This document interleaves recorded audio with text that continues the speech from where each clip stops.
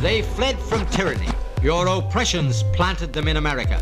And yet, actuated by principles of true English liberty, they met all hardships with pleasure compared with those they suffered in their own country from the hands of those that should have been their friends. Men whose behavior on many occasions has caused the blood of those sons of liberty to recoil within them. I know not what course others meet, but as for me, give me liberty, or give me death. Believe me, remember, I this day told you so. That same spirit of freedom which actuated that people at first will accompany them still. But a people jealous of their liberties, and who will vindicate them if ever they should be violated. Sons of liberty. Sons of liberty. Sons of liberty. Is life so dear, or peace so sweet, as to be purchased at the price of chains and slavery? Forbid it, Almighty God. It appears as though something has happened in the motorcade route. Something, I repeat, has happened in the motorcade route. Who controls the past, controls the future. Who controls the present, controls the past. The death of bin Laden marks the most significant achievement to date in our nation's effort to defeat al-Qaeda. All you got to do is start looking around, start thinking for yourself, start investigating things, and you will see it all right there. So you have the power. Humanity has the power. We have the power. Do you want to fight? You better believe you got one! Let us never tolerate outrageous conspiracy theories. As for me, give me liberty or give me death!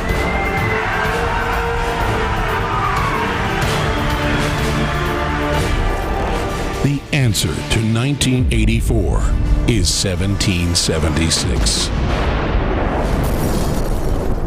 Welcome to the Infowars Nightly News. It's Tuesday, March 19th, 2013. I'm David Knight, and here are our top stories. Tonight, the symbolism is strong as a wave of bombs tear through Iraq, killing 65 people on the eve of the 10th anniversary of the U.S.-led invasion. Then, the lie that got us in. The Bush administration knew there were no WMDs in Iraq. Plus, a congressman is asking Big Sis to explain the huge ammo purchases by the DHS, and millions of Chase Bank customers see their bank balances reduced to zero. That's coming up next on the Infowars Nightly News.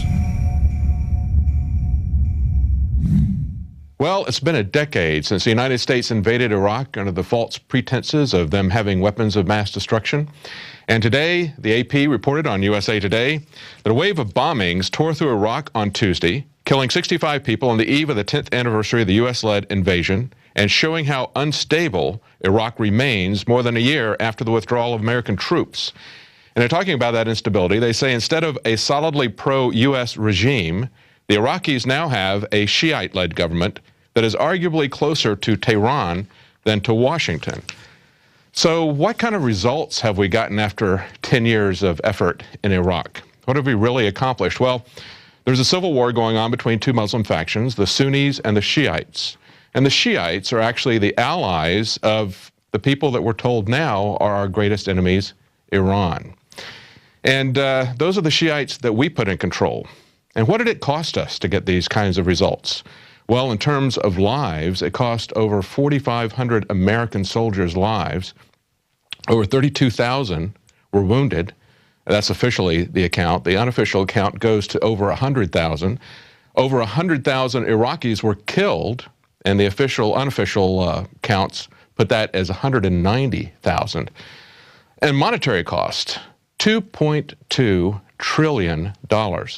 Now, we were originally told that that was going to only be about 50 to 60 billion. I say only. That's small, only if you're talking in terms of Pentagon type of numbers. But it was actually 44 times higher than what we were told. And it's kind of interesting to note that as we were pulling out a couple of years ago, the press reported that over nearly $300 million worth of equipment and supplies were left behind. And at the time, the Pentagon said, well, it would have cost us nearly twice that much to bring it back to America, to transport it back to America.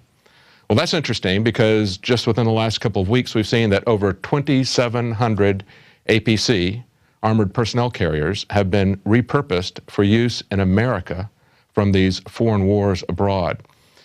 Now, here's what we were told 10 years ago by Colin Powell in an effort to justify the invasion of Iraq. But how much longer are we willing to put up with Iraq's noncompliance before we, as a council, we as the United Nations say, enough, enough. The gravity of this moment is matched by the gravity of the threat that Iraq's weapons of mass destruction pose to the world. One of the most worrisome things that emerges from the thick intelligence file we have on Iraq's biological weapons is the existence of mobile production facilities used to make biological agents. Let me take you inside that intelligence file and share with you what we know from eyewitness accounts. We have first-hand descriptions of biological weapons factories on wheels and on rails. The regime is seeking a nuclear bomb. It concludes that Iraq has chemical and biological weapons, that Saddam has continued to produce them. Weapons of mass destruction. Weapons of mass destruction. Weapons of mass death. But we now know that Saddam has resumed his efforts to acquire nuclear weapons. There are Al-Qaeda in Iraq. Saddam Hussein cavorts with terrorists. Saddam Hussein possesses biological and chemical weapons. CIA officials warned members of the president's staff the intelligence was not good enough to make the statement, Iraq tried to buy uranium from Africa. Everybody knows that Iraq had weapons of mass destruction. I have every reason to believe that the intelligence that we were operating off was correct. Why did you lie to get us into a war that was not necessary and that has caused these kinds of casualties? Why? Well, first of all, I haven't lied. It appears that there were not weapons of mass destruction there. You said you knew where they were. I did not. I said I knew where suspect sites were, and we were just... You said you knew where they were, near Tikrit, near Baghdad, and north, east, south, and west of there. We know where they are. They're in the area around Tikrit and Baghdad and east, west, south, and north. So you, along with President Bush and top administration officials, made a total of 935 false public statements in an orchestrated attempt to take this nation to war. This study has found that you, Madam Secretary, made 56 false statements to the American people, where you repeatedly pump up the case that Iraq had weapons of mass destruction. Isn't it true that you had intelligence that cast doubt on your repeated claims that Iraq did not have weapons of mass destruction? No, it's not true, Congressman. That's right. Before the shock and awe, we had the scheme and lie that we got from Powell, from Cheney, and from Bush, who was ultimately responsible for that. And antiwar.com, John Glazer reports a couple of quotes here about the lies that got us into the war. He said the Bush administration knew there were no weapons of mass destruction in Iraq. And to back that assertion up, he has a quote from Paul Pillar, the CIA officer who led the effort to provide Congress with the information, and he said, quote, "The atmosphere in which they were working, in which a policy decision clearly had already been made, in which intelligence was being looked to support that decision, rather than to inform decisions that had yet to be made, was a very important part of the atmosphere," unquote. And the chief of staff for Colin Powell reported that Powell himself said, quote, "I wonder what will happen when we put 500,000 troops into Iraq and comb the country from one end to the other and find nothing." Well, now we know. Absolutely nothing. The press basically gave them cover, didn't really hold their feet to the fire. And as it has come out that these are lies, we'll be talking about this a little bit later with Aaron Dykes. We're going to look at what happened and what the media did and didn't do, and what they haven't really even done today in terms of the 10-year anniversary. There hasn't been a lot of retrospection to say, was it worth it? Was it real? What was this all about? But yet, when this was all happening, Alex Jones was telling us even before this happened, he was calling BS on what was going on. He knew exactly what Colin Powell was going to say. He's on record as saying about the kind of lies that they were going to tell us. and now it's been proved correct. And remember that Colin Powell even tried to scare us about Iraqi drones that were supposedly carrying weapons of mass destruction. Now, our government could be run by paranoid conspiracy theorists, could it? And yet, even when DARPA is funding these exact type of programs and things that are actually far worse, when we report on it, that's what we're accused of being. So that brings us to our quote of the day, and this is from Arthur Schlesinger, Jr., historian, and he says, President Bush has adopted a policy of anticipatory self-defense that is alarmingly similar to the policy that Imperial Japan employed at Pearl Harbor on a date which, as an earlier American president said it would, lives in infamy. Franklin D. Roosevelt was right, but today it is we Americans who live in infamy. The point being is that even if these charges of weapons of mass destruction were true, according to long-standing rules of justification of war, that's why we called the sneak attack by Pearl Harbor, we called that a day of infamy because we had not attacked them yet. Certainly we were gearing up for war with them, and certainly we had a lot more capability to go to war with them than Iraq had to go war with us. Yet, it still was not justified when they attacked us first. And where do we get those ethics from? Well, that's basically been the standard of ethics for 1,600 years since St. Augustine laid out the just theory of war for Christians, and that's basically the morality that we followed in this country for 1,600 years. But we kind of threw that away with this whole idea of preemptively attacking other people. That's something that the Japanese did at Pearl Harbor. It's something that was resurrected by George Bush, and now that seems to be the permanent policy of America. And it is a morally unjust policy. Well, if we can't count on them to tell us the truth about weapons of mass destruction, or we can't count on them to do the right thing morally, I wonder if we can really count on them to do the right thing when it comes to surveillance in this country. Google Glass is now on the horizon, and in an article from The Telegraph, it says, Google Glass is simply Orwellian surveillance with fluffier branding. That's a great way to put it. Nick Pickles, director of Big Brother Watch in the UK, says the new technology will make us all agents for Google. He says the implications for privacy are profoundly worrying. And here's a quote from him. He says, imagine if Google or Facebook decided to install their own closed-circuit television cameras everywhere, gathering data about our movements, recording our lives, and joining up every camera in the land into one giant control room. It's Orwellian surveillance with fluffier branding. And this isn't just video surveillance. Glass uses audio recording too. For added impact, if you're not content with Google analyzing the data, the person can share it to social media as they see fit as well. Everything you see, Google sees. You don't own the data, you don't control the data, and you definitely don't know what happens to the data. To put it another way, what would you say if instead of it being Google Glass, it was government glass? Well, unfortunately, there's not such a clear line between Google and the government as this UK privacy expert would like to believe. Back in 2006, in an interview with Robert David Steele, a 20-year Marine Corps infantry and intelligence officer and former officer with the CIA, Alex Jones had that interview with him, and he told Alex that there is a small but significant relationship between the CIA and Google. And in 2010, there was quite a bit of talk about Google executives holding meetings with U.S. national security officials for undisclosed reasons. That was reported by the Washington Post, and a lot of consumer groups were concerned about that. And this brings up a real important issue for privacy, as he said.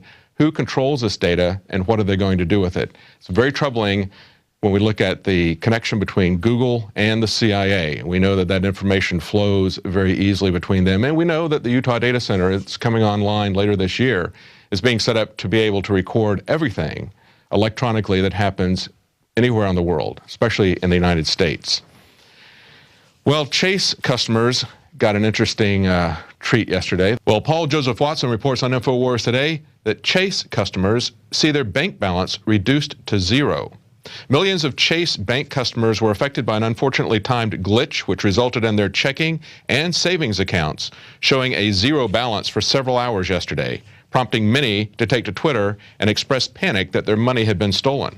And I guess my favorite tweet from all of that was one fellow who said, surprisingly, the money I owe you is still there. So the bank didn't lose what he owed them, they just lost what he had in the bank. So how is that cashless society working out for you?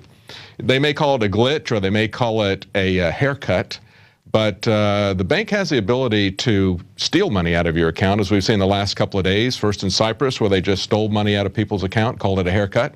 Or we can see that your electronic funds can just disappear with a glitch. So we might want to rethink going totally into a cashless society. It's an element of trust there that we don't quite believe that the banks have deserved. We have a report coming up from David Ortiz telling us about some victories in liberty. And right after that report, we're going to be talking about some updates to the fight for the Second Amendment. I'm David Ortiz with a victory update. Well, the Liberty Movement often accomplishes wonderful things, but rarely are they reminded of all their great accomplishments. Let's recap some of the key victories that have recently taken place.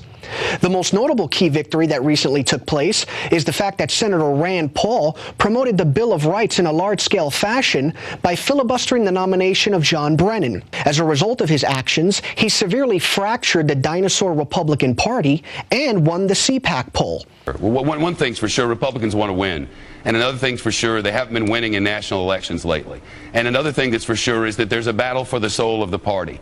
And there appear to be two wings. It appears that Rand Paul just made his entrance onto the national stage. Now, while I am well aware Senator Paul is not a full-fledged libertarian and that he tragically endorsed political prostitute Mitt Romney, there is no doubt if he were to run for president, his platform would be far more palatable than the platforms of his expected opponents. Speaking of the dinosaur neocon party, another victory that recently took place is the fact that Republican Party Chairman Reince Priebus publicly acknowledged that his office will no longer demonize libertarians, but rather welcome them into the fray. I want to reach out. I mean, the fact of the matter is we're not going to grow our party by closing doors. So, first of all, everyone's welcome, especially people who love and believe in liberty, freedom, the Bill of Rights, James Madison, all the things that motivated me at 16 to do every job there was in the party to today. And I know that we have to reach out. We need to build our party, and that is a massively growing part of our party, and we would be fools not to welcome in the liberty movement in this party and across America, and you're going to see it. Let's see if he follows through on his promise. And even though the federal government continues to act tyrannical, many states are taking advantage of their 10th Amendment rights. Let's take a look at the current tally. According to the 10th Amendment Center, marijuana bills either for medical or personal usage are currently being proposed in 15 states. Because of your advocacy, medical marijuana is already legal in over 15 states and the District of Columbia, and is legal for personal usage in 2 states. NDAA nullification bills have been introduced in 17 states, and one of those states, Virginia, has already passed the bill. In the 16 remaining states, they have passed 1 House in 3 states. Pro-Second Amendment bills have been introduced in 28 states. In Montana, such a bill simply needs the governor's signature to become law. In 5 of these states, these bills have passed 1 House. In reference to Obamacare, currently 9 states have introduced bills aimed at nullifying this federal power grab. So far, the bill has passed 1 House in 1 state. Drone regulation bills have been introduced in 22 states. Of those states, 1 state has fully passed the measure, Virginia. Well, that's all for our victory update. I'm David Ortiz, reminding you that despite all the tyranny we hear about, the liberty movement is making significant headway. Well, we've seen the information that started here at Infowars with research by Paul Joseph Watson into large ammunition purchases by the Department of Homeland Security. We were routinely criticized for that. We saw the mainstream media, the Associated Press, and others attack and criticize us for that. They focused on 0.1% of the purchases and ignored the other 99.9% of the purchases. I mean that literally. Actually, it was worse than that. When the Department of Homeland Security was purchasing $200 million, they talked about 194,000 purchase that was being done by them. So, and then it doubled down, and then doubled down again. So now we're up to a couple of billion, and the mainstream media is now picking it up. Forbes is talking about it, and now we have a congressman. In an article today, we have a congressman who's asking Big Sis to explain huge ammo purchases. He said, I think Congress should ask the department about both of those issues, and I would like a full explanation as to why that has been done. And I have every confidence that the Oversight Committee should ask those questions. Now, this is New Jersey Congressman Leonard Lance, a Republican. He went on to say that he was concerned and that his goal was to ensure that Americans, quote, continued to live in a country based on freedom and individual rights. Yes, that's our concern as well, and that's why we're reporting these. And we do need to have a national discussion, and we do need to have an explanation as to what the purpose is of these large ammunition buys. Are they there to conduct a war against American citizens, or are they there to dry up the supply of ammunition? Now, along the gun control front, we also had some breaking news today. Feinstein's gun ban bill is crumbling. It looks like that was taken out of the committee, and that's not going to be something that is going to be part of the main Second Amendment attack. Today, a California Democrat and influential Senator Dianne Feinstein admitted that her gun ban proposals will not be part of a Democrat bill to roll back the Second Amendment. Her bill proposed making illegal 157 models of semi-automatic firearms that Democrats characterize as assault weapons and outlaw so-called high-capacity magazines. Senate Judiciary Democrats have approved what they describe as a gun trafficking bill, a measure to expand background checks, and a proposal to increase school safety following the shooting at Sandy Hook School in Connecticut. Well, this is something that we're all very concerned about, the Second Amendment attack. I believe, though, that instead of Feinstein actually being foiled, as the headline article on the Drudge Report says, I believe that she was part of a diversion to get us away from what the real attack is. Now, of course, ultimately, the purpose is outright gun confiscation. But before they can do that, they need to have much more comprehensive registration. And the UN Arms Trade Treaty is back now. They're working on that. That began this week, just as this bill is moving forward. And both that treaty and Fast and Furious were designed to control the transfer of arms, say across borders or between individuals. In order to do that, they're going to try to justify that by registration. And registration is going to precede confiscation. They want to get a better database so they can do a more thorough job of confiscation. Dianne Feinstein has been used in the past for the NDAA as well as other things to basically create a diversion, to create a smokescreen for what the real agenda was. And I believe, and I've said this all along, that I believe that the real purpose has been more comprehensive registration. And it appears that the Republicans and perhaps even the NRA is going to join the Democrats in this registration effort. Well, we're going to take a break, and right after the break, we're going to talk a little bit more about the Iraq War and the 10-year anniversary with Aaron Dykes and with Darren McBreen, so stay tuned. I'm Darren McBreen, and these are some of the new items that are available now at InfoWarsShop.com. Alert the public to Obama's blatant abuse of power with the new Obama t-shirt. Obama's Joker face on the front and come and take it on the back. It's time to publicly call him out for what he is, a tyrant. Defend the Second Amendment with our top seller Come and Take It t-shirts. And look at that, women's cut tank tops and t-shirts now available. Nice hat. Plus the Don't Tread on Me flag. And now you can become a micro distributor of the Infowars magazine. Plus, get your own copy delivered right to your door each and every month. And if you're tired like I am of you and your family being exposed to polluted drinking water, get the Pro One high-performance water filter. It gets rid of all pathogenic bacteria, cyst, fluoride, heavy metals, and numerous other contaminants. So join the revolution at InfoWarsShop.com.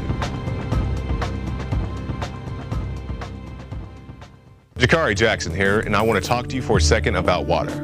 You know about ProPure, our flagship water purification system, but check out some of our portable water filter products at InfoWarsStore.com. The clearly filtered water pitcher. Also, for those of you on the go, we have the Athlete Edition filtered water bottle and the RAD Eliminator Pro filtered sports bottle that removes radiation. And keep in mind, we have replacement filters for all of these products. The ever-popular grab-and-go bag favorite, the Life Straw, the Crystal Quest shower filter system, and the Aquapod kit, great for mass storage of water. And while you're at the Infowars shop, pick up a copy of our latest book, 31 Days to Survival. You can find all this and more at the InfoWarsStore.com. And don't forget, it's your support that funds our operation. Sign up for our free newsletter at Infowars.com/newsletter. Infowars magazine is more than just our answer to the internet kill switch. We're also going back to the roots of this country, when our founders, for a decade before 1776, known as the pamphleteers, with hundreds of little printing presses in every colony, got out the real news, the real information, and countered the system. This is tailored, designed with the truth to wake up your friends and family. This is the 21st century version of the pamphleteers. So get them at InfoWarsShop.com or InfoWarsStore.com. Sign up and buy them in bulk. Sign up and be a micro distributor for a full year to buy them in bulk and get one of the newsstands added, or sign up and get 12 issues delivered to your door, or give a gift subscription. Whatever you do, be part of the fight. And I want to salute and thank all of you that are subscribers and are getting the magazine in bulk, or who have ever come to InfoWarsStore.com and bought any of our products, because we are supported by patriots and liberty lovers like you. We couldn't do it without you.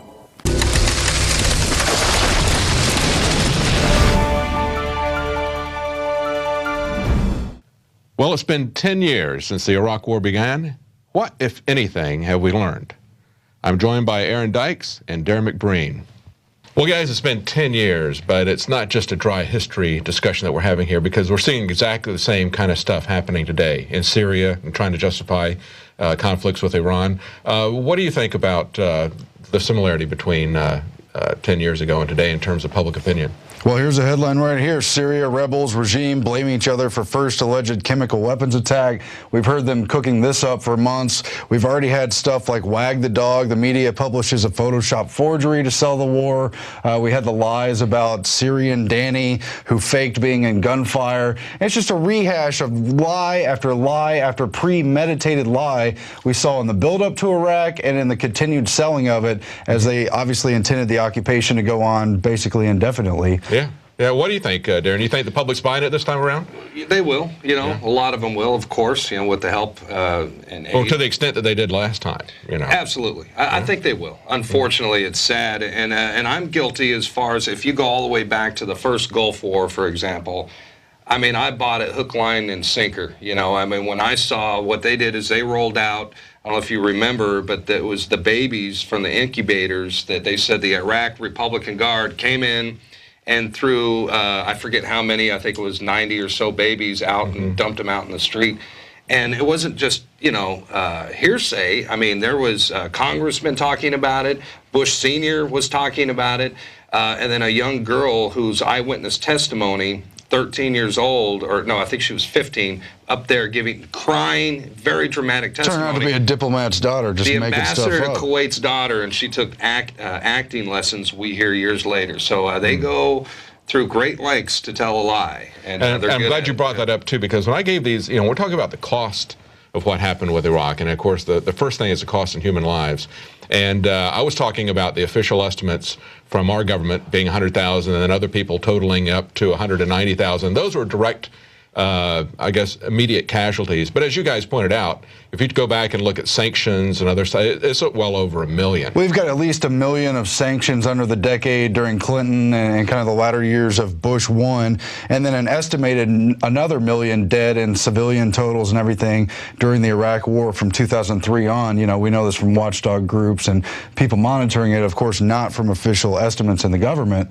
But yeah, it's a continued lie that, oh, it's going to be over real quick. It's only going to cost this much money. It was how many times more in cost? It was 44 times more, tremendously more expensive, and they had to know that. And then when we look at the casualty figures, there's a slow kill because of DU and that sort of thing with our troops, as well as the people in Fallujah. You look at the cancer rates there, and the infant mortality and the birth defects. It is comparable, if not a little bit more, than Nagasaki and Hiroshima.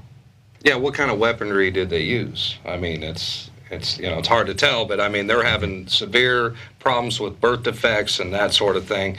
And you know what this reminds me, this 10-year anniversary reminds me is in 2003, I listened to Alex Jones and his team of reporters and his writers, and on the Alex Jones show, they called it how it was. They said there is no weapons of mass destruction, and Alex had Scott Ritter on the show, and it kind of reminds me of the same thing now. Here we are with the Department of Homeland Security and this massive arms buildup.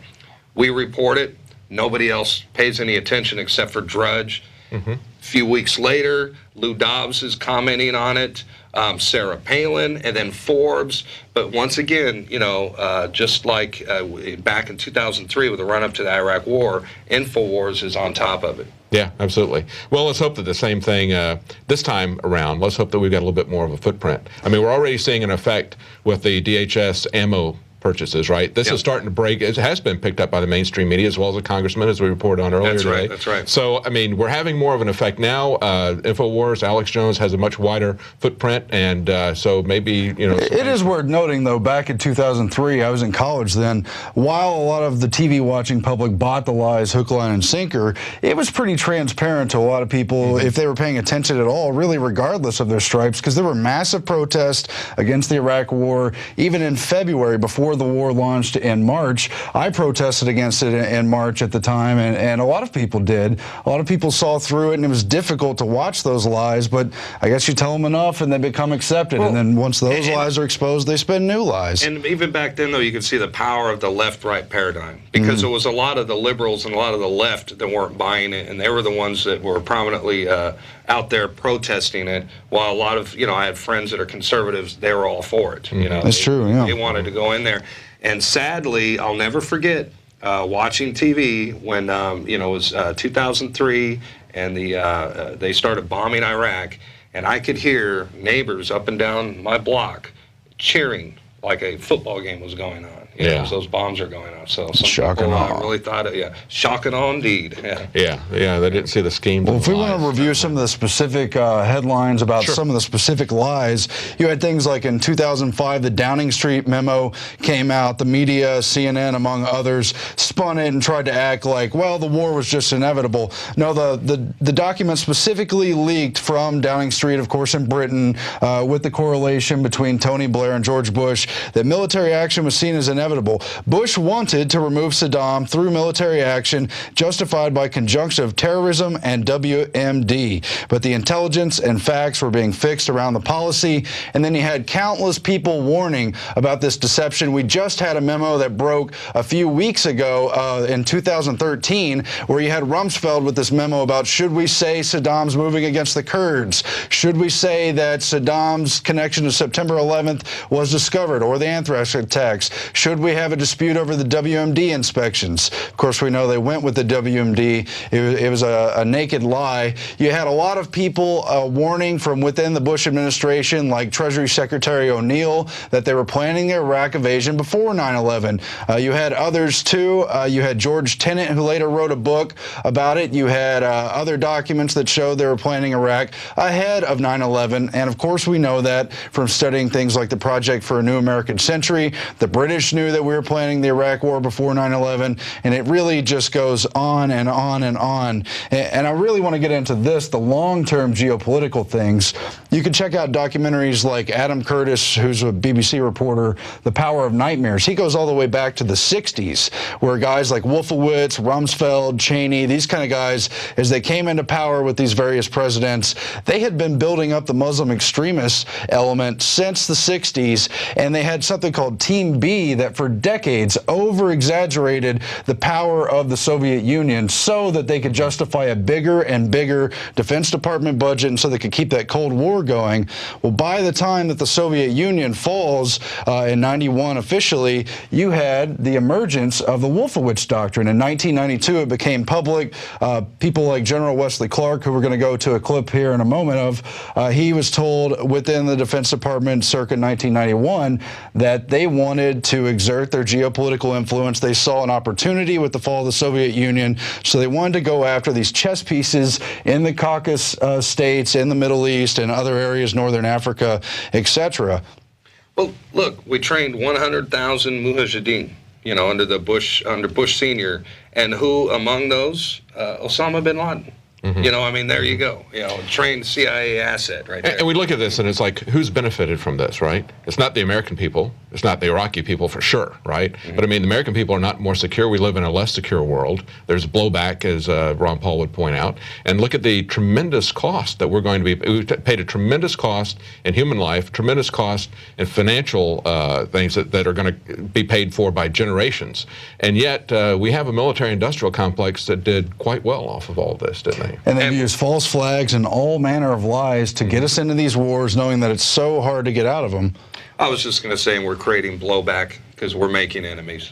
I want people to see this clip. We've played it before. We've covered it. It was on Democracy Now! It was on Forward TV. But here's the headline. We're going to take out 7 countries in 5 years. Among them, Iraq, Syria, Lebanon, Libya, Somalia, Sudan, and Iran. And I don't even think that list is exhaustive. But obviously, there's designs on Iran. We've already done Iraq. Syria's happening right now. Libya was last year's news. Somalia and Sudan have had their own internal wars. We've been drone striking them in the name of terrorism. And Lebanon is tied with all these countries through the larger pretext of terrorism, and presumably we may be getting to them shortly. I want to roll this clip about how General Wesley Clark, I believe is a 4-star general, he ran for president in 2004, he was warned at the Pentagon from his buddies, from guys like Wolfowitz, from guys like Rumsfeld, that all this was coming.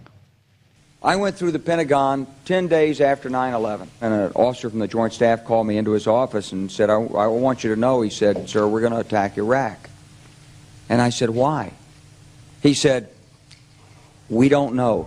And then I came back to the Pentagon about 6 weeks later. I saw the same officer. I said, why haven't we attacked Iraq? We still going to attack Iraq? He said, oh, sir, he says, it's worse than that. He said, I just got this memo from the Secretary of Defense's office that says we're going to attack and destroy the governments in 7 countries in 5 years. We're going to start with Iraq, and then we're going to move to Syria, Lebanon, Libya, Somalia, Sudan, and Iran.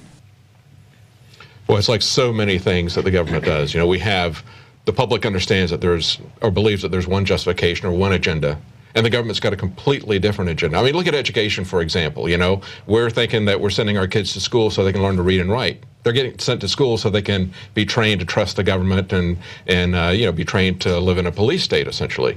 And we see the same thing with the war on drugs, you know, but these guys have got a different agenda than what we've got. They've got a geopolitical agenda, and it's long-term strategy. And again, the clip goes on. This was the stuff he was told immediately after 9/11, but then he reminisces on the things he was told in 1991, which I already mentioned, the Wolfowitz Doctrine, and how Wolfowitz personally told him they had designs on these countries. And again, in the year 2000, you know about this, Darren, before 9/11, we had the formation of the Project for a New American Century, headed by William Crystal of the Weekly Standard, but Wolfowitz was in there, Cheney was in there, same list. One of the Bushes was in there. And the same list. It's the same agenda. They wanted to be the first and last superpower. They saw an opportunity with the Soviet Union gone. They knew a new one would be rising. I guess that's China, might have been someone else, and they wanted to take opportunity with it while they could. And they said they were going to have multi-theater wars, and of course they needed a new Pearl Harbor-like pretext. Yeah. So Americans look at this basically and say, you know, how did we screw up so badly? You know, we spent all this money, all these lives, and here we've got a government that's more friendly to Iran than ever, right? Same thing we look at with the educational system or whatever, but we don't understand, the American public doesn't understand that there's an agenda here, and they're getting exactly what they intended. Let's close up this discussion, and we'll talk a little bit about this media complicity. You know, we look at CNN, the one that you started out with was a Downing Street memo, Aaron, and that memo, when they were reporting it, they started reading it, and then they abruptly stopped at the point where they said that Bush wanted to have this, you know, done through a military justification. They just stopped reading it. So basically they read a little bit of the truth, but we didn't get the whole truth. And when you cut out the whole truth, basically you've got a lie. And we're still seeing that happening today. There's not much coverage about the 10-year anniversary, and when CNN covers it, they put stuff up like a story about Jessica Lynch, for example. Right? Yeah, Pat Tillman, all these lies. Curveball came out, admitted the WMDs were false. And isn't it shameful? 10 years and they're still not done. They'll say it's not a war. It's still a war. Darren, you've covered it in your special reports. We saw the fake news during the Gulf War. They're still doing fake news. Absolutely, and I was just going to touch on UN Ambassador Joseph Wilson. Oh, that's right. Who went out there, and Bush told him to investigate the yellow cake from Niger, saying that Saddam Hussein was attempting to buy the yellow cake to make nuclear weapons. And he came back and he said, look, I got nothing. You know, I have a whole team of investigators. We got nothing. And then... So they outed his wife, huh? Well, a couple days later, Bush is doing a address to the nation, and he mentions that Saddam Hussein tried to buy yellow cake from Niger. And, you know, Wilson's back home along with the CIA folks that were out there investigating all this time, and they just couldn't believe it. You know, they're like, my God, he's lying to everyone right in front of our faces.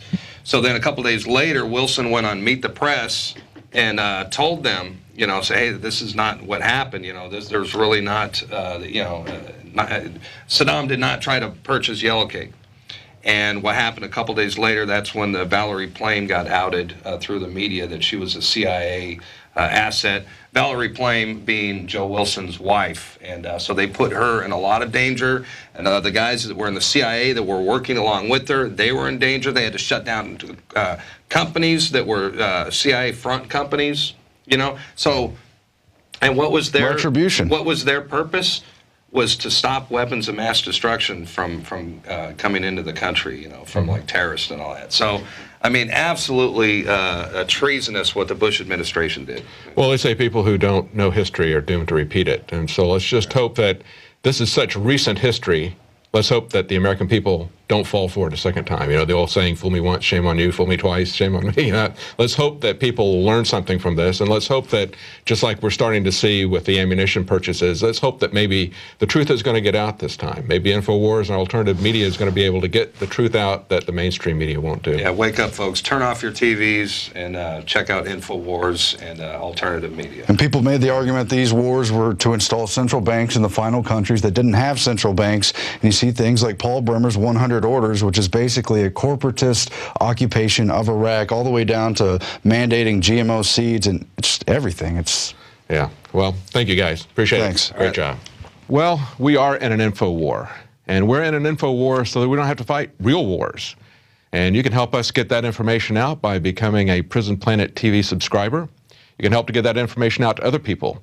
10 people at a time can watch it. Of course, you can pass it out to more people than that.